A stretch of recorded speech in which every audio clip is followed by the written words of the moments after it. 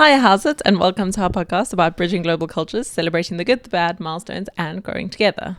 How's it? How's it? How's your week been? How's my week been? Week's been good. Nice. High of the week. We had a very interesting Saturday. That we did. That we did. It was a high because I thoroughly enjoyed myself. So Melissa, who you all know is a friend of the pod, it is her birthday tomorrow. So day before the podcast comes out. And she and Herman planned something called the Richmond Race. Yes. It was a plus minus 10k race around Richmond where we would get certain clues. We were in two teams. We were in two teams. We were in two teams. We'd get sort of certain clues. So, and it was like random stuff. Like the one was, where did the translator of Kama Sutra. So this person translated Kama Sutra into English. Where did he live in Richmond? Yeah. So then you got to go like find his house.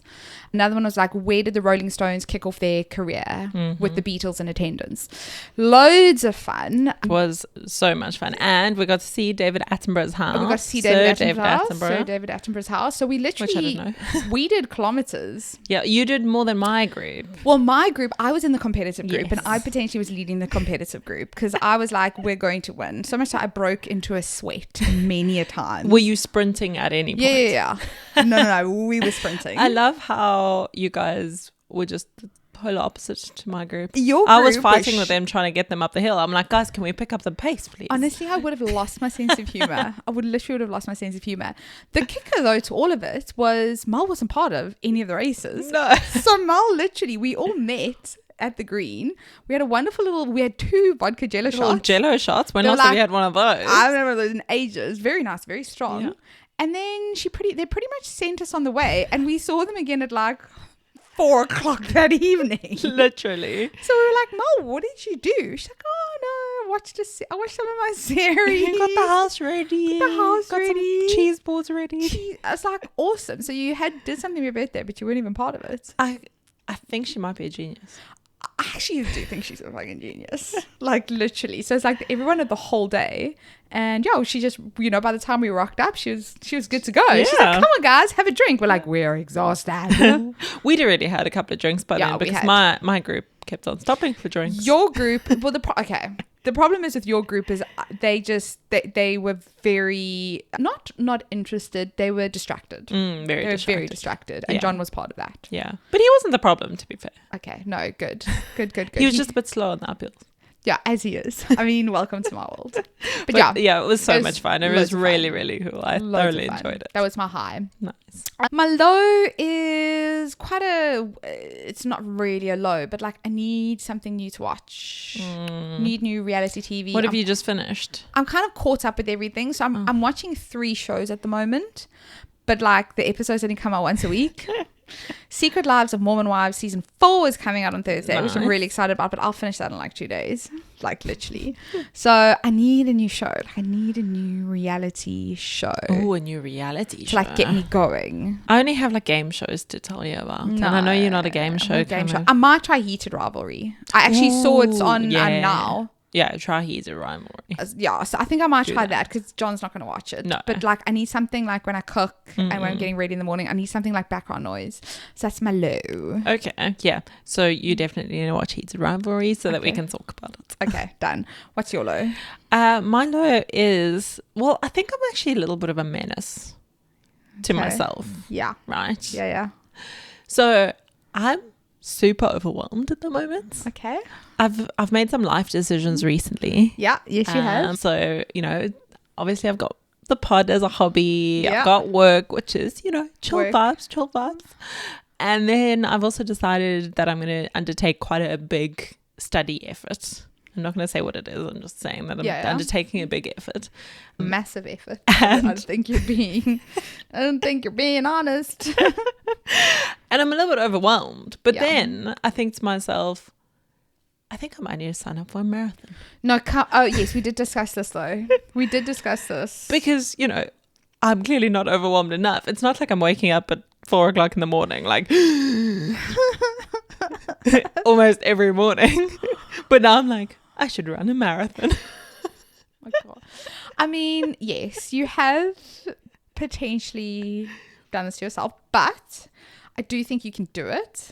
I think you actually do underestimate yourself, because you're pretty organized and you're very smart. Like, you will get this, especially I think the context that you're studying in, you will get it. Yeah. It just seems a lot. It's just a lot. Exactly. It's just a lot of things to get through. And I think I just need to schedule my panic, because I can't panic all the time. You can't. I think it's okay to schedule. I think maybe look at it. Maybe look at week blocks as opposed to day blocks. Yeah, maybe. I used to do that when I was doing my degree, which is nothing to compare to what you're studying now. But I remember that I'm a last-minute.comer. Like, yeah, I can't last-minute.com this bad. You can't in terms of, but then it got to a stage in third year where you actually can't. And I used to do week stuff. So like in a week, I'd be like, this is what I have to get through. Yeah. So like so that I'm not feeling like if I maybe didn't do an hour today, I can do 2 hours tomorrow. Exactly, you know? because I still need to get through that amount of content. You have to get in through that week. But if you can, or if you want to leave everything to Saturday, then at least you can wake up at 7 and like smash out 8 hours or however many you want to do. Exactly. Yeah. So, but I mean, it's my own overwhelm. On the marathon though, I do want to sign up for marathon. That's on my 40 under 40 list. Okay. My list before 40, because that's something that I have to do. Well, I'll definitely do it with you. Okay. But I think we're only signing up for like, this is going to be like end of the year. Yeah. End of the year or like beginning next year, maybe. Like January, February. Kind of February around there. Yeah. So that is in the works. Yeah. Okay. Let's do that. Because I haven't run more than 5K since we last trained for the 21K. Literally just 5Ks. And then I'm like, I hate my life. I know, I can't do it. Like, I'm so bored. I'm going to try. I don't know. Mm-hmm. Okay. What's been rent-free? Okay, rent-free is another food item. Surprise, surprise. So I don't know if you've seen on Instagram Reels on my For You page. There's this it's a cornflake chocolate cake with mini eggs. A cornflake chocolate cake? Okay, so it's a layer of cake, chocolate cake. I'm not the biggest chocolate cake fan, so I would probably do like a vanilla cake. Like vanilla cake. Layer of ganache. Ooh. And then you take cornflakes, you mix it with melted chocolate, you put it on top, and then you crush mini eggs. Oh. And then you set it. So you've got like the soft cake, the ganache, and the crispy cornflakes on top. That does sound good. It sounds so good, but I'm like, do I need to do it? But I'm kind of thinking, I feel like you do need to do it. Like, I've just been thinking about it all the time. Please do it. I know. Because I can taste your cake. I might do it. I might just do it this weekend. So that's literally been living rent free in my head. Nice. That sounds delicious. That is a delicious rent free. That is it. So my rent free is, I got 3. Okay. Quick ones. So the first is we're watching The Beauty after you recommended us. Yes. I cannot stop thinking about it. Wild. I think we might need to do an episode on it. Yeah. Agreed. I've been rewatching Harry Styles' performance at the Brits of Aperture over and over and over again. Oh my gosh, it is so good. Is it? I think some people hate it. Yeah. I love it so much. It's just brilliant. Do you like the song? Yes, I like the song. Oh, I don't know. I'm like in between of the songs. Just watch the video. Okay. Or like the performance. It is like so fun. Okay. Cool. So much fun. And then the other one is very random, but so for a long time I've been using the sunblock called Helio Care. Yeah. You told me about that. And it's really, really nice. But then I recently bought another version of it. So same brand. Yeah. It has got the most weird smell. And it's not something that like... Oh no. When it dries, stops smelling. I think it does. Like it must. But for example, I clearly don't wash my makeup brushes. Me neither. Like never. Like ever. And then today I put sunblock on early in the morning. I put the other version of the Helio Care that doesn't smell. Yeah. And then I was putting this one on. I was putting my foundation on, but because I'd clearly put sunblock on, yes, and then put my foundation on, it's like on the brush, and I was like, I can smell it on the brush. And then I'm wondering, do I walk around all day with this like weird smell? What does it smell like? Can you like describe it? It's like weirdly sweet. So it's not a bad smell, but it makes me like want to gag. Yeah, but it's also because you're smelling it all the time. So it's like this like constantly in your head. And then I get like a whiff of it every once in a while. And I'm like, oh, I really don't like that. So it kind of ruins the vibe, right? I don't like smell stuff, especially if it's going on my I'd rather face. have it just smell like nothing. Yeah, no, that's not gonna, no. Yeah, like I don't like scented products generally. No, I don't. And then this one's just very distinctive. So, talking about scented products, this is so random. So I was listening to earlier today, Red Handed. They've got there's this new episode. It's like one of like they were saying like the beginning of the episode, they're like, this story probably got you into true crime. It happened in like 2010. So it's really good. I will link the episode as well. And anyway, Hannah was saying, she's like, I know this is very uneco-friendly of me. She's like, but if I want cleaning products that have a smell. She's like, I don't want my face products mustn't have a smell, nothing else. But my cleaning products, they need to have a smell. And I was actually like, you know what, mine too. Yeah. Like, I want to know, like, that I've cleaned it. Like, my house must like smell like the cleaning product. Yeah. Which is like so random. But that what you were just saying now, because I also like my skin products. I don't want to smell of them. That, and I don't love my laundry smelling too strong. Yeah. But that's from like those balls and stuff. Exactly. I've completely stopped buying them. Yeah. Like, I just use the pods. Exactly. Even like softener, don't you find it like leaves a residue on your clothes and your clothes feel like sticky? I don't really. I just use the softener in the pods. Yeah. And then like even the with like gym clothes and stuff like that, I don't use the pods. I just use the gel because I don't want to have the softener go for my gym clothes. That's actually not a bad idea because that softener is gonna actually like change it a bit. It's not great for it, but I just don't like that. Like Ariel's fine. Like Ariel's like fairy. As fairy or whatever is like as smelly as I want my clothes to come out of the like laundry. That's that. Yeah, although I must admit, it was quite weird talking about that, and then we'll get into the episode. I'll never forget when we first started visiting here. Like, I did a load of washing, and I took a clothes back to South Africa, and I'm like, oh my gosh, it smells like the UK. And like my sister says that as well. She's like, your clothes like smell so nice. Like there's like a smell to them, and I'm like, no, I know that, and that's that fairy smell. Like it always like resonates with me. And that's fine, that's a good smell, but just we don't want sunscreen. I don't want sunscreen that smells. Oh, what are you gonna do? Are you gonna carry on using it? I don't know. I probably wouldn't use it. I would turn myself off so much I wouldn't use it. I'd just be like, it might be completely wasted, to be honest. I don't know. And it's one of the reviews said the smell was a bit funny, but I was like, I'm sure it dries, and I think it does, to be fair, once it's like completely dry. Yeah, but you still know it's there. But I still know it's there, and it's like living in your nostrils. So I don't know. I'm very disappointed. Quite expensive. Yeah, well, it's sunscreen. Like, there's no cheap sunscreen. No, you're not paying anything less than £20. No, it's like double that. Oh, never mind. Mine's 20. Beauty pie. No, I don't even have the beauty pie. I've got the Avian one. Well, yeah. The Avian one. Or the La Roche-Posay is also pretty good. La Roche-Posay. They always have good specials on a Boots if you've got a Boots card. No. Okay, should we get into today's episode? This episode was originally actually supposed to be with Owen. Yeah, but she decided to do a journey episode with us. And we're like, cool. You to you, babe. You to you. So we thought, why the hell not should we do this episode? Am I the arsehole? Am I the arsehole?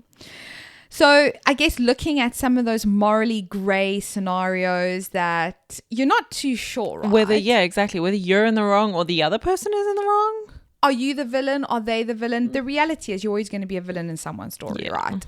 We're not going to get away from that. No.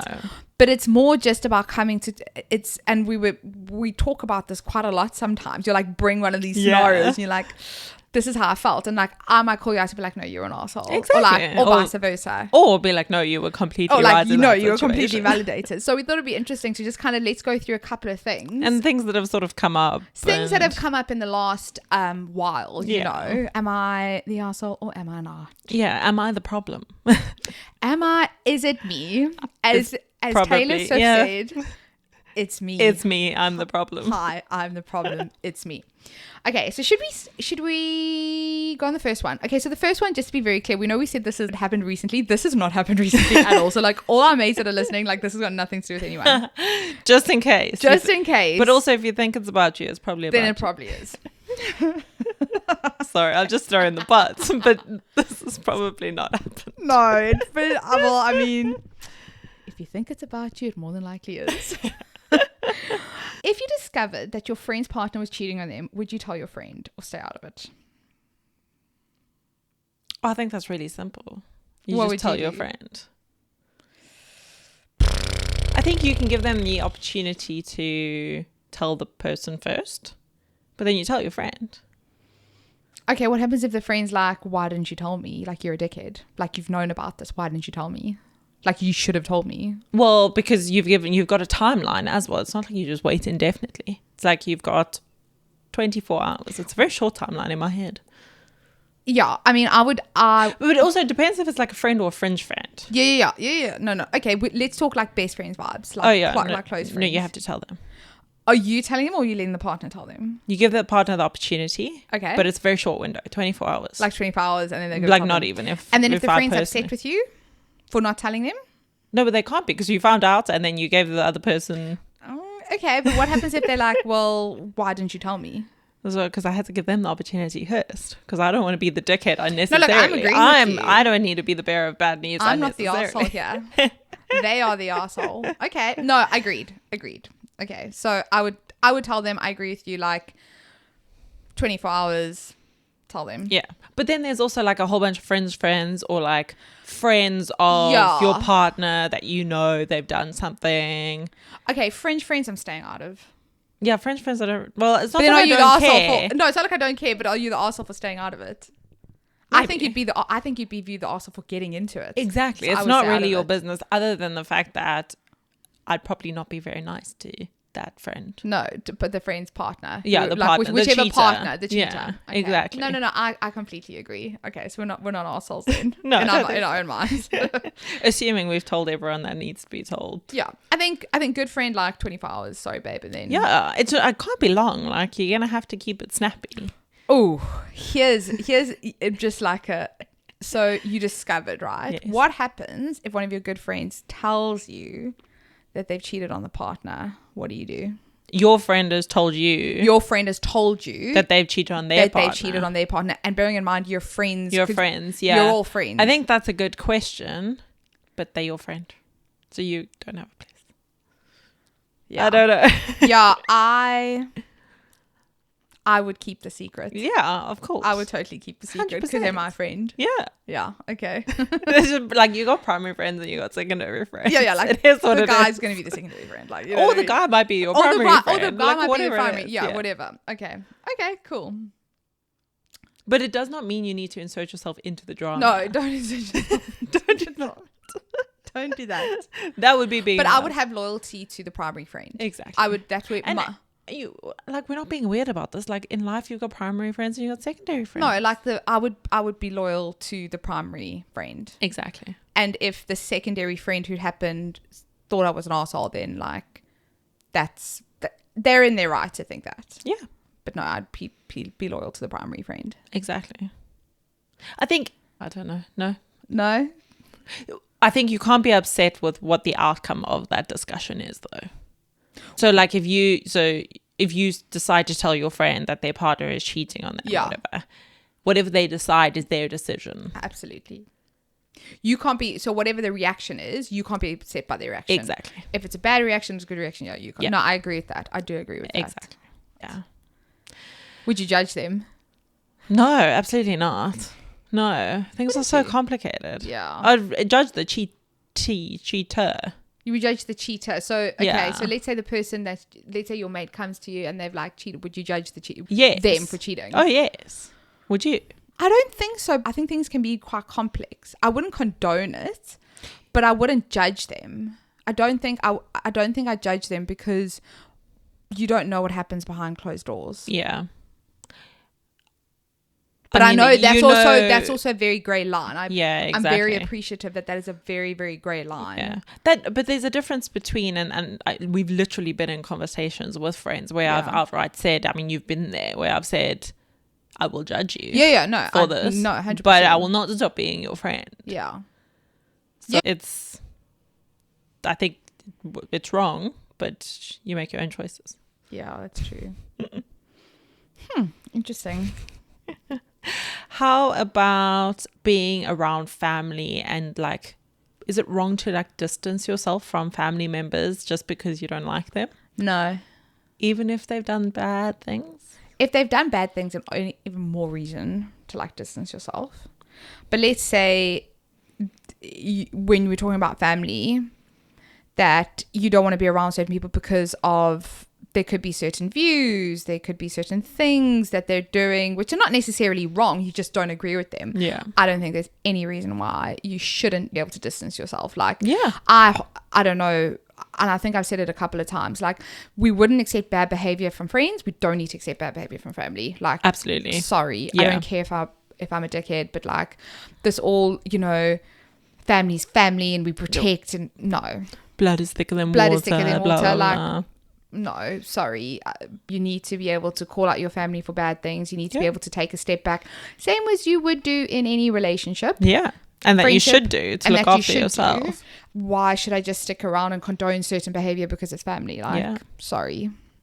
I agree completely. I think there are many instances where families do horrible things to each other and they assume that everything's okay. Yeah. Fine. It's fine. Push it on the rug. You don't necessarily need to engage on it. No. So you don't need to go pick the fight. No. I don't think pick the fight. Sometimes. Well, sometimes. No, I think it's different ways of handling. Let's say it was a friend, right? There would be, you would sit down and you would say, okay, this is it. Like, I don't want you in my life anymore. The realities with family is you can't really get rid of them. You can't get rid of them, right? They're family. So I think it's you're dealing with the scenario very differently. You know what I mean? Like, it's maybe just a distancing, like removing yourself from certain scenarios. But yeah, there's no like massive conversation that happens, you know. Yeah. Some people might call it putting a boundary in place. And we know you're the queen of boundaries. I mean, I'm getting better at my boundaries. I actually think I'm doing very well with my boundaries. You are so much for the teachings. I think it's really tough with family though, because it is. It's not like there's so much connection and there's so much like family members getting involved and everything, so it's really not as straightforward as just distancing yourself. No, it isn't, but I think it goes back to what I was saying originally, is that, and I completely get the way it is. It's always like you can accept certain behavior from family members because it's family, and that's always the tagline, right? It's like, oh, but they're family, and it's like, well, no, you don't have to accept it. So it's very difficult when you are in a scenario where that's just like the blanket message, oh, but it's family, but it's family. To try and stand up to that can be quite challenging, and that's potentially when you need to have conversations, because then it's like, well, you need to kind of respect where I'm coming from. You might not agree with it, you might think I'm the arsehole, but I'm just telling you that I'm not accepting certain behaviors because I don't need to. I wouldn't accept it from friends. I'm not going to accept it from family. Exactly. I think that's where there is that kind of bit of a grey area. And that boundary that you so well put is, I'm not going to accept this. I'm not going to accept it. So you can see me as an arsehole, but I don't think I'm the arsehole. Exactly. Okay. Do you think it's acceptable to take credit at work for something you didn't actually do, especially if it benefits the team you're working in or gets you ahead? This is a difficult one. There's so many dependencies, Okay, talk to me about your dependencies. I want to know. If it's somebody else's work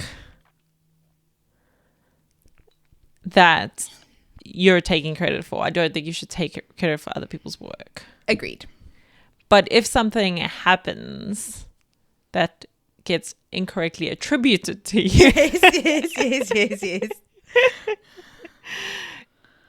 It depends on the situation, like if you're in front of the person or if you're like on Teams or whatever it is. Like, always try and hype up other people. Yeah. I'm a big believer, and like I really do try and like hype other people. But if somebody says, you know, if I was part of a project as an example, but like my part was like so big, but they're like, thank you so much to all the hard work that you and X have done. Obviously, I'm going to be like, thank you so much. Yeah, exactly. Like I was a part of it. Like I was part of it. A little part of it. Like I was like 10% part of it. I'm not going to not accept that. I'm not going to not accept it. Well, I also think, like, in terms of the variable, it depends who it is. Yes. It depends who it is, right, as well. I think it's important to have allies at work because, like, it works both ways, right?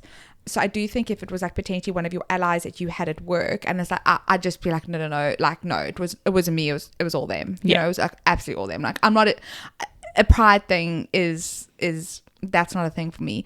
But if I'm part of a larger group, like, I'm totally gonna be like, oh, thank you so much. Yeah, exactly. I do think we need to get better at hyping other people up though. And yes, I agree. Just generally speaking, giving credit where credit's due. So like if you are able to promote somebody else, or not promote them like levels, just promote them as people, then that we should always take that opportunity. And I don't think we're good enough at that. Like if somebody does a good job, even if they're from another team, we should just send that email to their manager and be like, it was so nice working with them. Or just write them a Teams. Or even even if you write them a Teams, you know. Yeah. I agree with you. On the same breath, I do think we need to be a bit more self-promoting as well. I think like I'm really bad at that, but I do think like being a bit more self-promoting is, because the reality is that's the only way you're going to get ahead in life. 100%. And as uncomfortable as it is, like the more self-promoting you are, the more people are like, oh, okay, well, they actually kind of know what they're talking about, you know. But that stems from confidence, because sometimes the thing is we're all pretty good at our jobs. Like there's we're here for a reason, but it's you probably don't self-promote because you're not confident enough. Yeah. Do you know what I mean? So we should.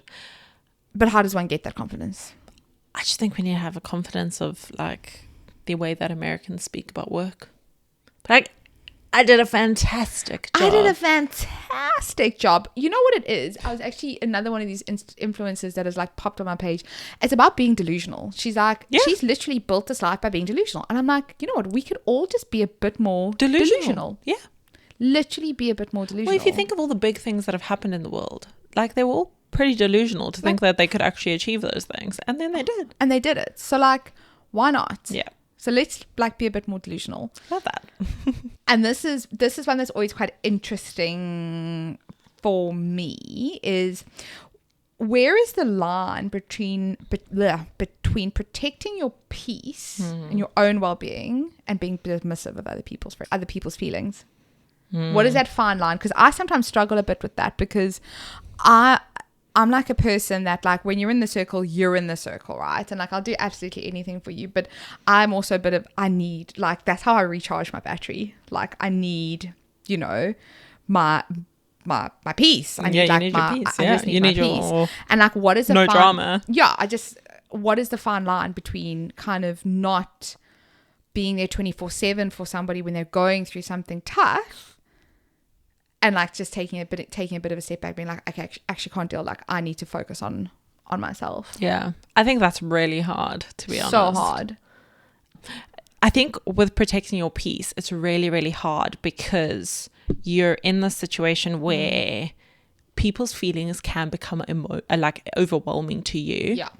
And so and I think we're both like, maybe like a little bit empathetic. Yeah. To some people. Some more than others. Yeah. But when your friend is going through it, you really take on a lot of that. Absolutely. And so you have to actually limit that in some way. You can't take it all on. No, you can't. But then it's also like, what happens if they're starting to feel, how does that one then broach that conversation? Oh, well, you being dismissive of my feelings because you don't understand what I'm going through. Yeah. Do you know what I mean? That's a really difficult. That's such a difficult thing. Yeah. I also don't think you need to be there for everyone. No. And that is also where that boundary comes in. You can't be. But I think when one is a solution fixer, solution driven, you just want to fix everything. Let's fix everything. But yeah, I think it's really difficult because you do sometimes feel like a bit of an arsehole because it's like, oh, shit, I should be doing this. I should be doing this. But it's like I can't. Can't take on too much. Yeah.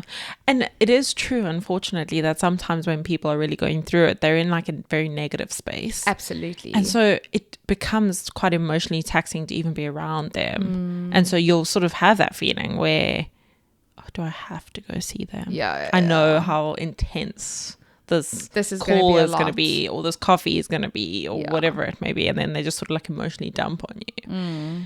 But then they also need that. As well. Like, and you don't want to like take that away from them. It's so difficult. It's so difficult. I really don't think there's a clear answer there. No, I really don't think so. I think it really is so nuanced depending on the situation. Yeah, and I think it's okay to feel that way as well.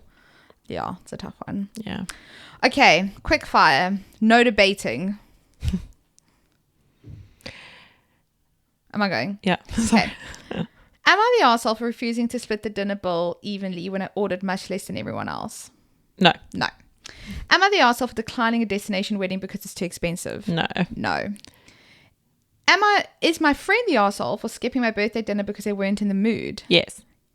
Ooh, no. Am I the arsehole for following my friend's ex on social media after they treated my friend badly? Yes. Yes. Am I the arsehole for telling my chronically late friend an earlier time so they show up on time? No. Am I an arsehole for asking a child to give me their seat on the train? Yes. Yes. Am I an arsehole for thinking people with kids are unnecessarily obsessed with them? No.